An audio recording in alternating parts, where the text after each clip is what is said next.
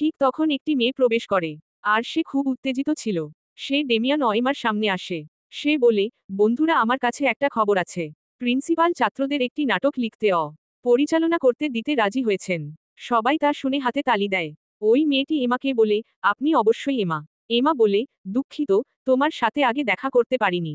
আর এই নাটকের জন্য শুভকামনা। পরে নাটালি ডেমিয়ানের উপর চিল্লাতে থাকে। কারণ তাদের মধ্যে একটু ঝামেলা হয়েছিল। নাটালি এমাকে বলে, ডেমিয়ান ও আমি একে অপরকে ছোট থেকে চিনি। আমরা দুজন সবকিছু নিয়ে কথা বলি। এমা লক্ষ্য করে নাটালির হাতে কিছু একটা হয়েছে। পরে এমা তার বেগ থেকে হ্যান্ড ক্রিম বের করে এবং তাকে লাগিয়ে দেয়। পরে এমা নাটালিকে তার হাতের যত্ন নিতে বলে। একদিন বিকেলে এমা যখন ক্যাফেটেরিয়াতে যায় তখন এমা নাটালিকে তার ইনস্টাগ্রাম আইডি দেখতে দেখে। নাটালি বলে, তুমি অনেক প্রতিভাবান। পরে এমা হঠাৎ নাতালির দিকে তাকালো। সে দেখে নাটালি মুখ ফ্যাকাশে হয়ে যাচ্ছে। এমা বলে, তুমি কি ঠিক আছো? এমা তার গলার দিকে তাকালো। এমা বুঝতে পারে নাতালির গলায় কিছু আটকে গেছে। পরে সে নাটালিকে সাহায্য করে। পরে সে ঠিক হয়ে যায়। নাটালি বলে, ও মাই গড, এমা, তুমি আমার জীবন বাঁচিয়েছ। তোমাকে অনেক ধন্যবাদ। এমা বলে, না, আমি যা করার শুধু তাই করেছি।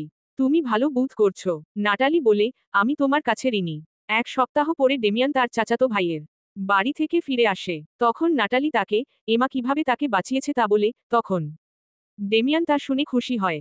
ডেমিয়ান বলে, আমি আশেপাশে না তাকায় আমার বন্ধুকে বাঁচানোর জন্য ধন্যবাদ। এমা বলে, এটা কিছু না।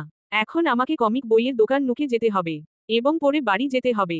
ডেমিয়ান বলে, আমি ওই দোকান নুক পছন্দ করি। এমা ডেমিয়ান বই দেখছিল। তখন নাটালি আসে। তাদের দিনকাল ভালো কাটছিল।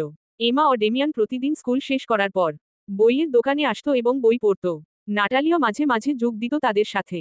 একদিন বই পড়ার সময় এমা লক্ষ্য করে ডেমিয়ান তার দিকে তাকিয়ে আছে। তখন এমা তাকে বলে,